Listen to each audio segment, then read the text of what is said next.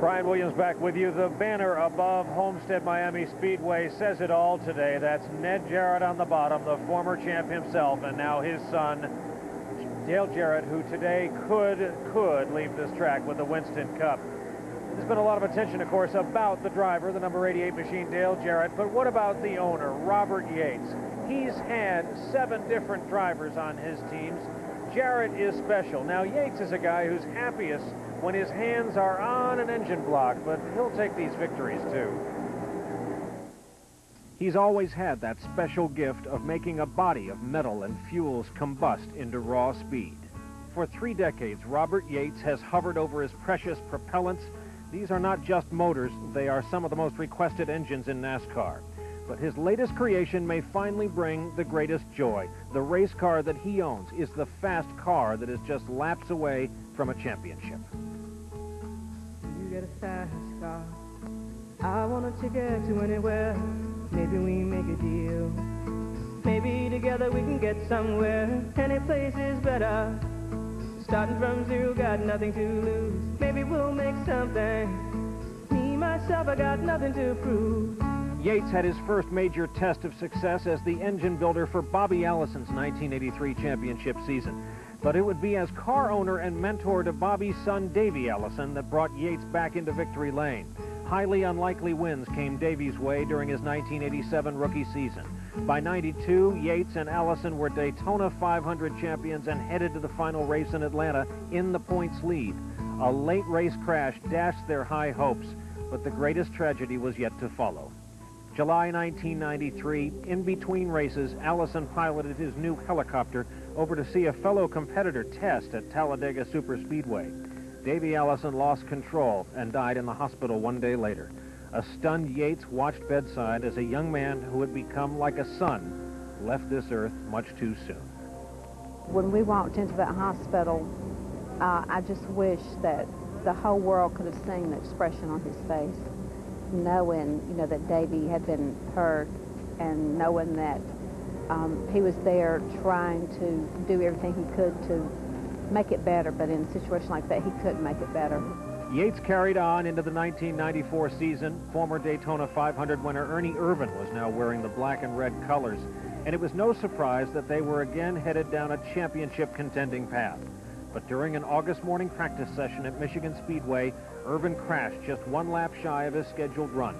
He was given a 10% chance of living. Miraculously, Irvan won the fight for his life and came back to race and win, but it was a large price to pay for victory. With Ernie, we thought the worst. We actually thought he didn't make it.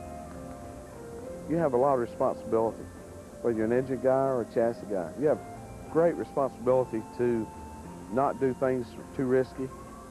You have a lot of responsibility, and when someone gets hurt, even if you've done everything just right, still, it weighs real heavy on you. Yates debuted the new number 88 team in 1996. The new combination of Dale Jarrett and crew chief Todd Parrott served up an upset at the Daytona 500. Determined to prove they were not a fluke, this collection has grown and matured. They win races. They're poised to win the biggest prize, all under the guidance of a man who has never forgotten where he came from. Robert's father was the same way. Robert's father was a Baptist minister for 55 years, and he raised 9 children on $25 a week. I think you just watch his expressions, the way he talks to people, the way he treats people, and he'd give you the shirt off his own back if it was only shirt. He has a heart of gold, and if he tells you he's going to do something, you can bank on that. And he always has everybody else's best interest at heart. You got a fast car. Is it fast enough so you can fly away? You got to make a decision. Leave tonight or live and die this way.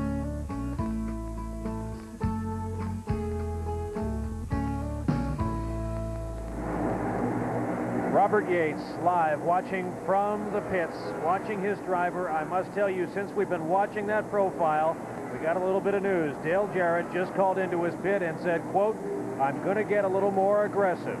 When that happens, that means Robert Yates could leave here today a Winston Cup winning owner. Back up to you, Alan. Brian, thank you. He is in position to do so right now. Jarrett having just passed Ward Burton for the 6th position. So if Bobby Labonte wins the race as he is now, there would be 201 points between them at the end of the afternoon, and it would be enough for Jarrett to bring Yates his first NASCAR Winston Cup title. Upper left of your screen, the field as it stands now, truthfully, kind of spread out at this point.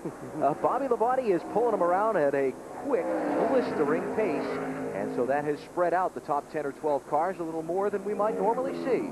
Alan, you get to know, talking about Robert Yates there, being a car owner like myself, you get to know the drivers so well, you get to know the families, the kids, and the thought of one of those guys maybe getting hurt. Always, for me, I go back and think, well, now wait a second, this is what they've always wanted to do. They were racing before I gave them a job. But at the same time, you get to be so close to them, your heart does go out, and you get to know them, hey, it's like family, and I can sympathize with Robert in that situation. Let's update a couple of things. Darrell Waltrip has taken his car to the garage. It is being worked on there. It has been somewhat off the pace for most of the afternoon, so they're making some handling adjustments there to see if they can pick up the speed and get Darrell back into the race. Brett Bodine spent an extended amount of time on pit road a little while ago. He is 14 laps down, but back on the speedway in 42nd position.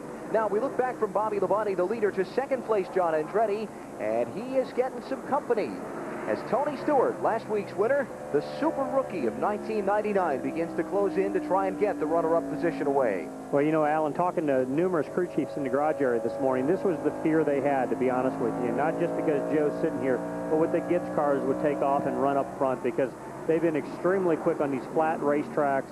John Andretti was extremely quick last week, so these guys are setting a blistering pace and making the rest of the field not too comfortable today. Here he goes up underneath Andretti, turn 3.